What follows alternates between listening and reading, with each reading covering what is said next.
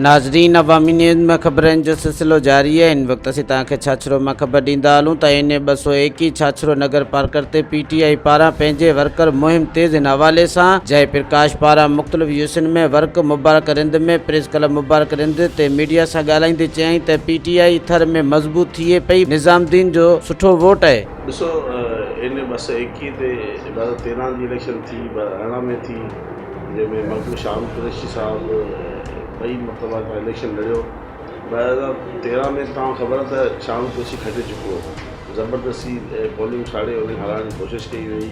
उन खां पोइ 2018 में बि थर जी आवाम लखे वोट PTI मकबूल शाम कुरैशी खे वोट ॾिनो। असीं हींअर पहुता आहियूं त मुबारक तड़े कचे में पहुता आहियूं। रोड बि ठहियल आहे पर असांखे कचे जो ज़्यादा प्रेफर कयो, इन करे रोडनि जी हालत सुकून आहे, तालीम जो निज़ाम न आहे, सिहत जे लाइ अस्पताल माण्हुनि खे नज़रअंदाज़ कयो वञे थो इन इलाइक़नि खे।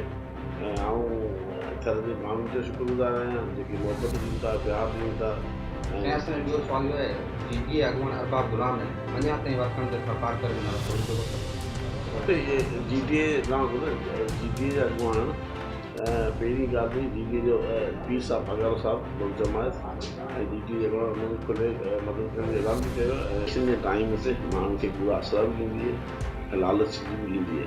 पीपल्स पार्टी वटि जेको सियासत जो महवर इहो रहियो त असीं उते माण्हुनि खे ज़ाती लालचूं ॾेई उन्हनि जो वोट हासिलु कयूं। पर हाणे अवाम में शऊर अची चुको आहे, सोशल मीडिया जो दौरु आहे, माण्हू घर वेठे उन्हनि खे मैसेज पुॼे थो। ऐं सम्झां थो जेकॾहिं हिते जे माण्हू उथी खड़ा थींदा त जेको तव्हां तेलको चाहियो तेलको बि थी सघे थो, जेको तव्हां टाउन चाहियो टाउन बि थी सघे थो। हीअ बेसिकली डिपेंड थो करे त तव्हां केतिरो आवाज़ु पंहिंजे इलाइक़े में उथारियो थो। असीं PTI जो वठी पहुता आहियूं। मां सम्झां थो इहे सिंध हुकूमत पाकिस्तान पीपल्स पार्टी जी बिना ज़रूरत उन्हनि जी ज़िमेदारी हाणे तइलीम के तहत इहे नंढा कम जेके बि आहिनि इहे सूबनि खे करणा आहिनि। त सूबा छा था कनि, वफ़ाक़ उन्हनि खे NFC तहत पंहिंजो हिसो ॾिए थी, पर उहे मथियूं सूबो हेठि सतह ते पैसो नथो ॿुधाए। लोकल जेके बॉडीज़ आहिनि उन्हनि जा तेलका उन्हनि खे नज़रअंदाज़ कयो वञे थो। मां सम्झां थो त पाकिस्तान पीपल्स पार्टी खे खपे हू सिर्फ़ु ऐं सिर्फ़ु सिंध कार्ड खेॾण जी कोशिशि कनि था, हू सिंध खे सुधारण जी बि कोशिशि कनि। सिर्फ़ु ऐं सिर्फ़ु वफ़ाक़ खां पैसे डाउन करण में उहे पंहिंजो किरदार था करण जी कोशिशि कनि था।